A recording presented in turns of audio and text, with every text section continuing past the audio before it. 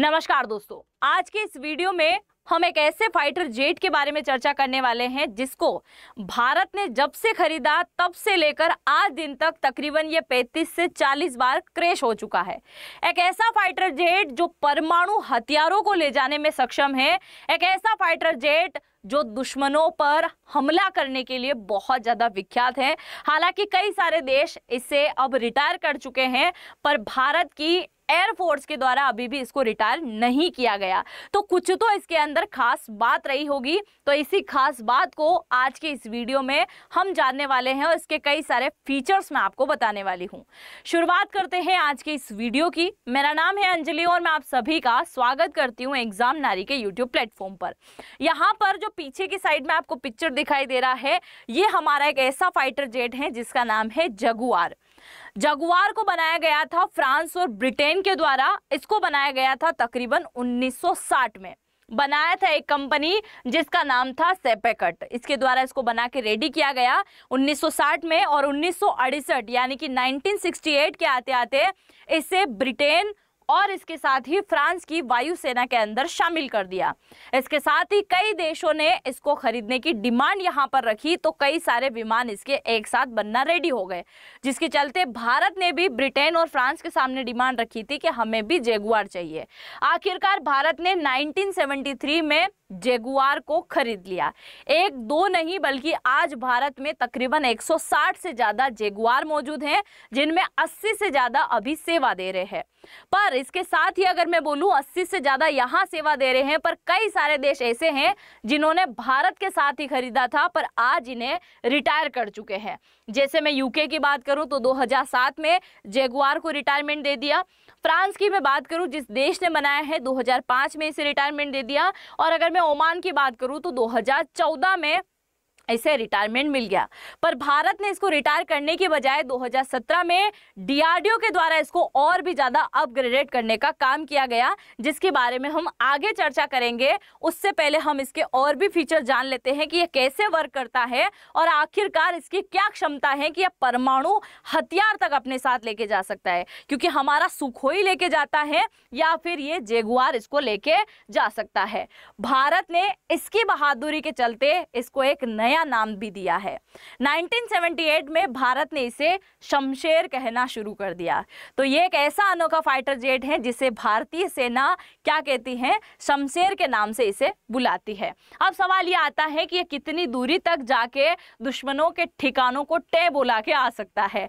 तो अब यहाँ पर देखिए, ये तकरीबन 1700 किलोमीटर प्रति घंटे की रफ्तार से चलता है, यानी कि 1.6 मैक की स्पीड से उड़ता है। पलक झपकते से ही बम गिरा के गायब। अब इसकी एक कमी तो है कि हवा से हवा में नहीं लड़ सकता, यानी कि अगर इसके सामने कोई भी फाइटर जेट आ गया तो उसके साथ ये मुकाबला नहीं कर सकता। हवा के अंदर ही अगर कोई मिसाइल आ गई तो उसे फोड़ने में थोड़ा बहुत सक्षम है, पूरी तरीके से ये सक्षम नहीं है। तो 1700 किलोमीटर प्रति घंटे की रफ्तार से चलता है। 850 किलोमीटर इसकी दूरी ये कवर कर सकता है, यानी कि टोटल रेंज क्या है, एक बार जो है उड़ता है तो 850 किलोमीटर तक ये जा सकता है। वापस इसका टैंक रिफिलिंग यानी कि ईंधन भरने की जरूरत नहीं पड़ेगी। अगर मैं बात करूं तो ये अपने साथ कितने वजन को लेके जा सकता है। ये जो हथियार आपको दिख रहे हैं, हर एक विमान के अंदर हार्ड पॉइंट लगे होते हैं। हार्ड पॉइंट का मतलब ये होता है जहां जहां उस विमान के अंदर हथियारों को लगाया जा सकता है, वो सब हार्ड पॉइंट कहलाते हैं।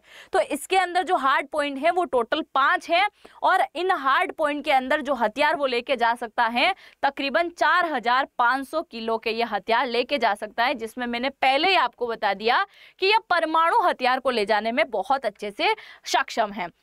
अब इसकी मैं थोड़ी सी बुराई यहाँ पे कर दूं और थोड़ी सी अच्छाई यहाँ पर कर दूं। अगर मैं इसकी अच्छाई की बात करूं तो इसके अंदर जो है ग्राउंड अटैक करने की क्षमता बहुत अच्छी है, यानी कि ये उड़ते उड़ते जाएगा, दुश्मनों के ठिकानों पर नजर बनाएगा और लक्ष्य को बिना देखे ये जैसे अटैक करेगा और क्या होगा, लक्ष्य एकदम धमाका करेगा। यानी कि ऊपर उड़ते हुए बमबारी करने के लिए बहुत ज़्यादा ये एक्सपर्ट है, जासूसी करने में भी एक्सपर्ट है। और अगर इसने कोई सटीक निशाना लगा दिया तो वहाँ बम गिरेगा ही गिरेगा और उस निशाने को, उस लक्ष्य को ये भेद के ही वापस आएगा।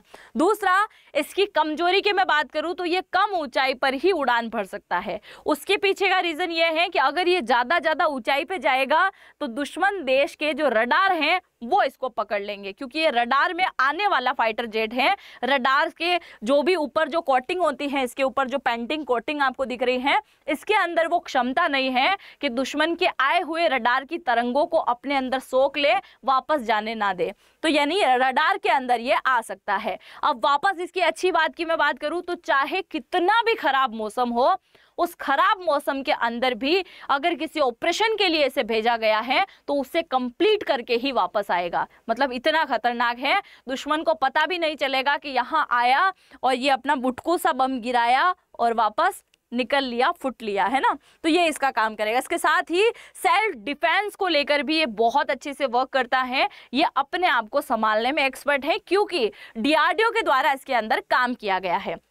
हाल ही में अपने डीआरडीओ और हाल के द्वारा यानी कि हिंदुस्तान एरोनॉटिक्स लिमिटेड के द्वारा इसको नए प्रकार से अपग्रेड किया गया है। अब अपग्रेड कैसे किया गया, तो नए एडवांस टेक्नोलॉजी के जो हमारे पास में फाइटर जैसे अमेरिका की बात करूं, तेजस की बात करूं मैं, इसके अलावा राफेल की बात करें, तो सारे एडवांस तकनीक से लेस हैं। उसी प्रकार से इसको बनाने का काम यहाँ शुरू किया गया, जिसमें जीपीएस की सबसे पहले मैं बात करूँ, इसके अंदर जीपीएस लगाया गया जिससे ट्रैक किया जा सके। दूसरा, इसके अंदर लेजर लगाया गया जिससे लेजर अटैक ये कर पाएगा और दुश्मनों के रडार को ये फोड़ पाएगा। उसका काम भी इसके ऊपर किया गया।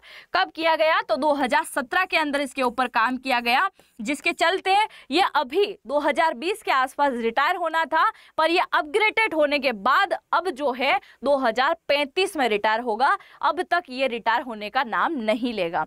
हालांकि ये रिटायर हो भी जाए ना, फिर भी इसकी जो सारी खूबियां हैं इसको कोई भी विमान पूरा नहीं कर पाएगा, क्योंकि हर एक की अपनी अपनी एक जगह होती है। चाहे ये रिटायरमेंट ले भी लेगा, पर इसकी एक अलग ही खास बात होगी, क्योंकि इसके बिना भारत के कई सारे युद्ध अभ्यास और कई सारे वॉर अधूरे थे। आगे मैं आपको दिखाने वाली हूँ कि भारत के एक वॉर के अंदर इसने अपना पराक्रम कैसे दिखाया था।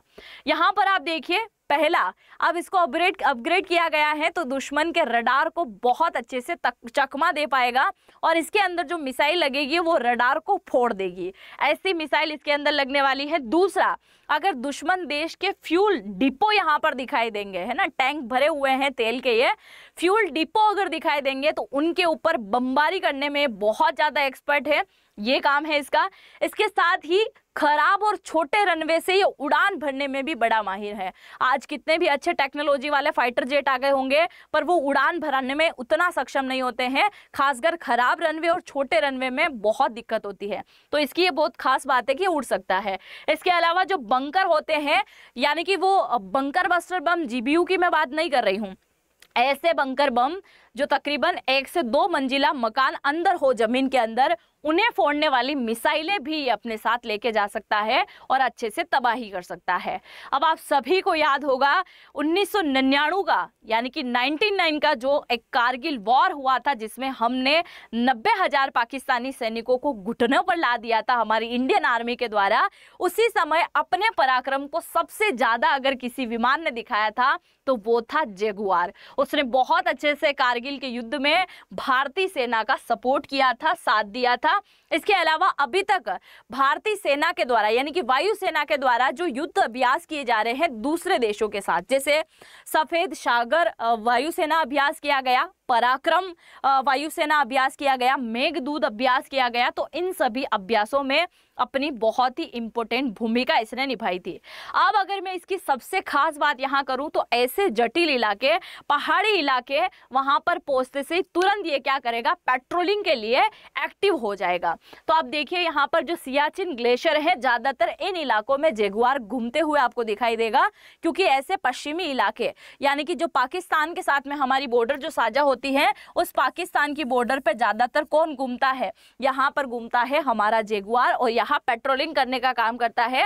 और जैसे ही लगता है कि यहाँ पर ऐसा कुछ हलचल चल रही है तो एक बम मार के क्या करता है, आतंकवादियों की नींद हराम करने का भी ये काम करता है। अब देखिए कारगिल जो ऐसा इलाका, या फिर सियाचिन की अगर मैं बात करूँ तो सियाचिन जो है एक बहुत जटिल इलाका है, हमारे सैनिकों को पहुंचने में भी वहाँ बहुत दिक्कत होती है, वहाँ ये वर्क करता है।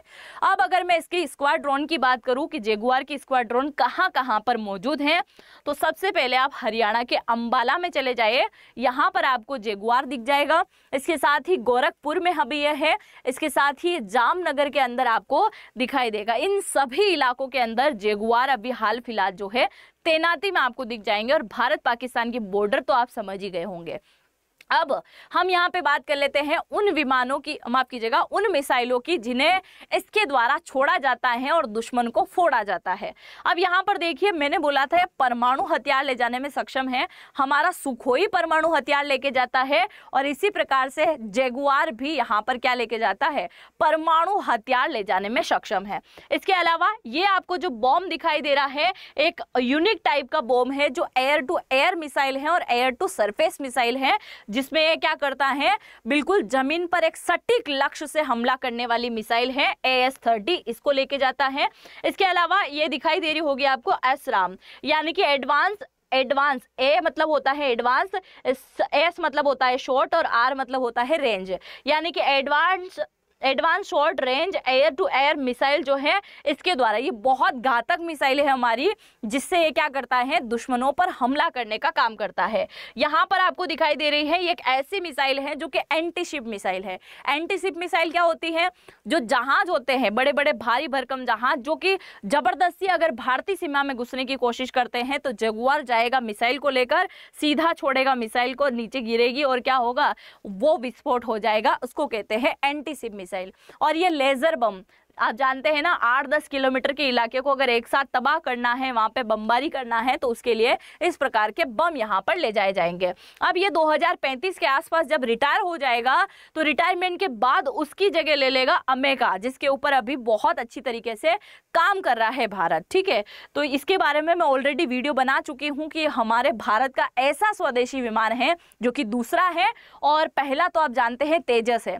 हालांकि तेजस भारत बना रहा है, पर कुछ रडार वाले सिस्टम जो है हम कहाँ से ले रहे हैं, रशिया से, कुछ विंग्स वाले सिस्टम हम ले रहे हैं इजराइल से, और कुछ इंजन वाले सिस्टम जो है वो लिया जा रहा है किसी और देश से। तो इसके अंदर जो ये अमेरिका जो बनाया जा रहा है, इसके अंदर हर प्रकार की चीज, यानी कि रडार से लेकर विंग से लेकर इंजन तक लेकर भारत बना रहा है। और भारत का सही मायने में पहला स्वदेशी विमान इसे हम बोल सकते हैं, हालांकि तेजस है। तो ये इसकी जगह ले लेगा, राफेल इसकी जगह ले लेगा, इसके अलावा तेजस इसकी जगह लेगा, और TDBF जो एक नौसेना के अंदर जो हथियार है वो इसकी जगह ले लेगा। अब मैं इसकी थोड़ी और कमियां बताने वाली हूं, आप इसको जरा ध्यान से सुनिएगा, क्योंकि होता है ना कि जब सुख के साथ दुख आता है, चित्त के साथ पट आता है और भगवान के साथ भूत आते हैं, तो उसी प्रकार से यहाँ पर आप देख सकते हैं कि अच्छाई के साथ बुराई भी यहाँ पर सामने आती है। अब देखिए, इसका इंजन जो है बहुत पुराना हो चुका है, इसलिए ये बार बार क्रैश होता है। इतनी बार ये क्रैश हो चुका है, आगे मैं आपको दिखाने वाली हूँ। इसके अलावा ये हवा से हवा के अंदर लड़ाई करने में बिल्कुल भी सक्षम नहीं है। रडार के अंदर ये आसानी से पकड़ में आ जाता है। एडवांस किसी भी प्रकार की टेक्नोलॉजी इसके अंदर नहीं है, और फ्लाई बाय वायर भी इसके अंदर नहीं है। ये क्या होता है, तो इसके अंदर जो बैठ के पायलट जब इसको उड़ा रहा होता है, इसके अंदर 2 इंजन है और एक पायलट है, पायलट जब इसको उड़ा रहा होता है और पायलट अगर इसको ऐसे घुमाता है 360 डिग्री अगर राउंड कर दिया गलती से, और उसने अगर बैलेंस बिगाड़ दिया, तो इसके अंदर ऐसी कोई टेक्नोलॉजी नहीं है, ऐसा कोई सिस्टम नहीं है जिससे ये इसको कंट्रोल कर पाएगा और उनको जो है अलार्म के थ्रू बता पाएगा कि कुछ गड़बड़ी हो गई है। ऐसा इसके अंदर नहीं है। फ्लाई बाय वायर जो होता है कंट्रोल सिस्टम होता है एक टाइप का, वो इसके अंदर बिल्कुल भी नहीं है।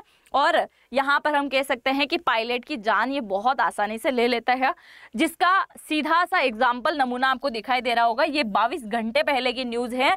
राजस्थान का एक इलाका है चूरू, है ना, उसके अंदर जो है यहाँ पर 2 पायलट जो इसके अंदर बैठे हुए थे, वो इसको लेके जा रहे थे, और ये अचानक से जो है क्रैश होता है इंजन में कुछ गड़बड़ी के चलते, जिसके चलते एक बहुत भयानक विस्फोट यहाँ होता है। ये आप देख सकते हैं कि ये पायलट के कुछ यहाँ पे आपको दिखाई भी दे रहे होंगे यूनिफॉर्म्स वगैरह, और ये पूरी तरीके से इतना भयानक क्रैश हुआ है कि दोनों पायलट जो हैं यहाँ नहीं बचे हैं और वो शहीद हो चुके हैं। तो कई सारे पायलट की अभी तक जान ले चुका है।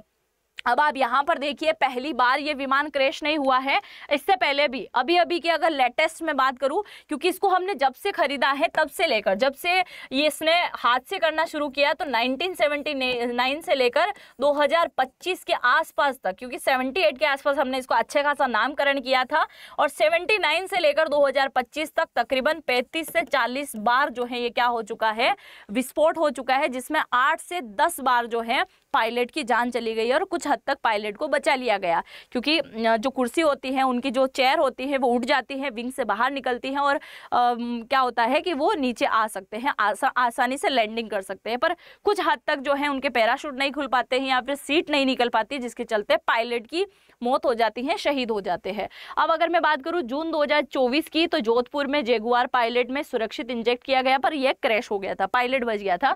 मई 2023 के अंदर गुजरात के कच्छ के अंदर भी क्रैश हो गया था, पायलट वहां बच गया था। जुलाई 2019 में यूपी में क्रैश हुआ था पर पायलट बच गया था। यहाँ पर 2019 में उत्तर प्रदेश में क्रैश हुआ था, पायलट बच गया था। और यहाँ पे अगर मैं बात करूँ कच्छ 2018 में गुजरात के अंदर क्रैश हुआ जिसमें पायलट शहीद हो गया था। तो ये तो थी इसकी खास बात और बुरी बात, आपको आई थिंक अच्छे से समझ में आ गई होगी जगुआर के बारे में। और आप नेक्स्ट कौन से विमान के ऊपर, किसके ऊपर वीडियो चाहते हैं, जरूर से कमेंट सेक्शन में लिख के जाइएगा। हम मिलेंगे नेक्स्ट वीडियो में। और चैनल पे अगर पहली बार आए हैं तो सब्सक्राइब करना भी बिल्कुल मत भूलिएगा। जय हिंद, जय भारत।